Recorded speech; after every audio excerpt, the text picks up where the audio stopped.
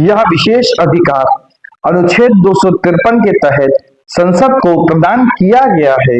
अनुच्छेद 253 के अनुसार संसद को किसी अन्य देश या देशों के साथ की गई किसी संधि, करार या अभिसमय अथवा किसी अंतरराष्ट्रीय सम्मेलन, संगम या अन्य निकाय के लिए में किए गए किसी भी निश्चय के कार्यान्वयन के लिए भारत के संपूर्ण राज्य क्षेत्र या उसके किसी भाग के लिए विधि बनाने की शक्ति है।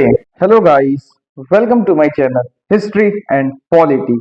आज के हमारे प्रश्न का टॉपिक पॉलिटी है। आइए आज का प्रश्न देखते हैं। संसद अंतरराष्ट्रीय संधियों को भारत के किसी भाग अथवा संपूर्ण भारत में लागू करने के लिए कोई भी कानून बना सकती है। आइए इसके ऑप्शन देखते हैं। ऑप्शन ए है सभी राज्यों की सहमति से, ऑप्शन बी है बहुसंख्या राज्यों की सहमति से, ऑप्शन सी है संबंधित राज्यों की सहमति से, या ऑप्शन डी है बिना किसी राज्य की सहमति से। इसका उत्तर ऑप्शन डी होगा, बिना किसी राज्य की सहमति से। आइए अब हम इसकी व्याख्या देखते हैं। भारत में संघात्मक व्यवस्था को अपनाया गया है।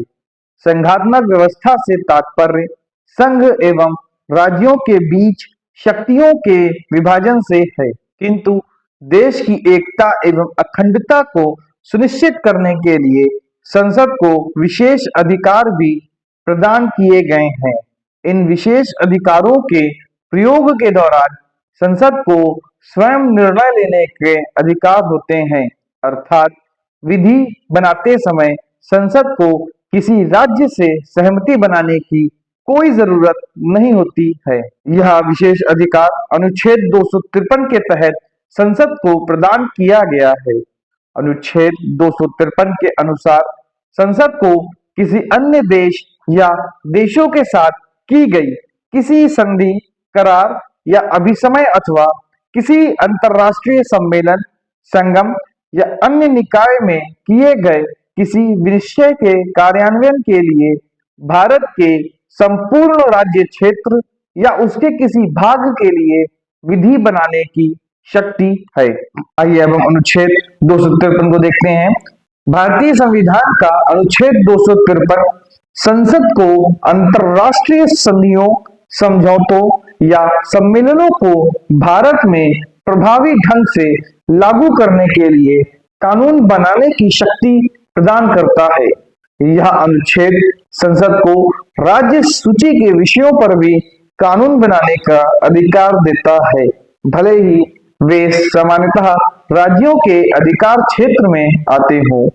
अनुच्छेद 253 की मुख्य विशेषताएं। सर्वोच्च विधायी शक्ति।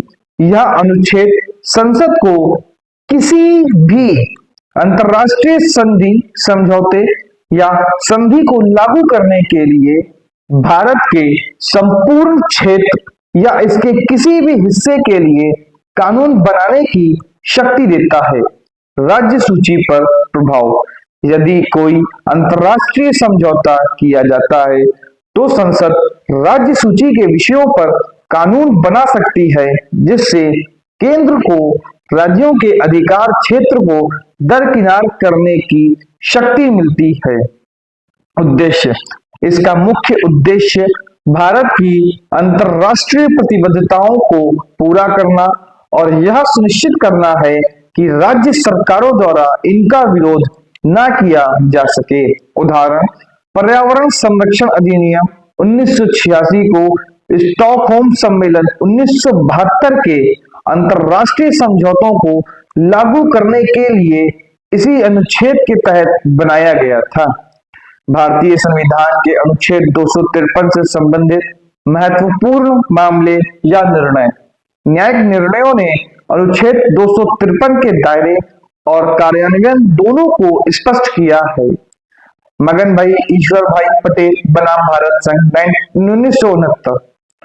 भारत के सर्वोच्च न्यायालय ने कहा कि संसद को अंतरराष्ट्रीय समझौतों को लागू करने के लिए कानून बनाने का अधिकार है, भले ही ऐसे कानून राज्य सूची के अंतर्गत आने वाले विषयों से संबंधित हों।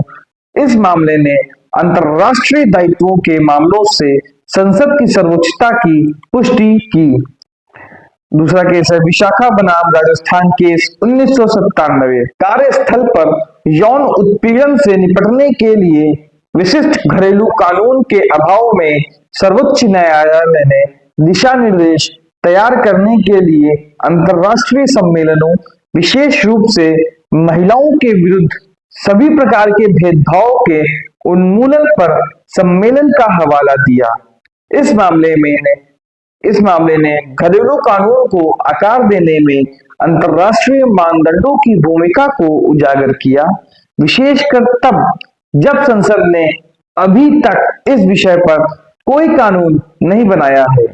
तीसरा केस है केशोराम इंडस्ट्रीज लिमिटेड बनाम पश्चिम बंगाल 2004।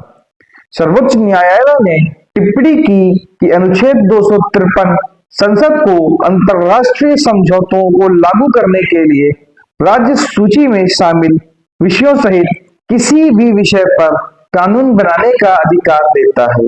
यह इस धारणा को पुष्ट करता है कि अंतर्राष्ट्रीय प्रतिबद्धताओं के लिए राज्य के विषयों को दरकिनार करते हुए केंद्रीय कानून की आवश्यकता हो सकती है। धन्यवाद। अगर आपको वीडियो पसंद आया हो तो आप वीडियो को लाइक, कमेंट और शेयर अवश्य करें तथा ऐसे ही नॉलेजेबल वीडियोस के लिए चैनल को सब्सक्राइब करें। धन्यवाद।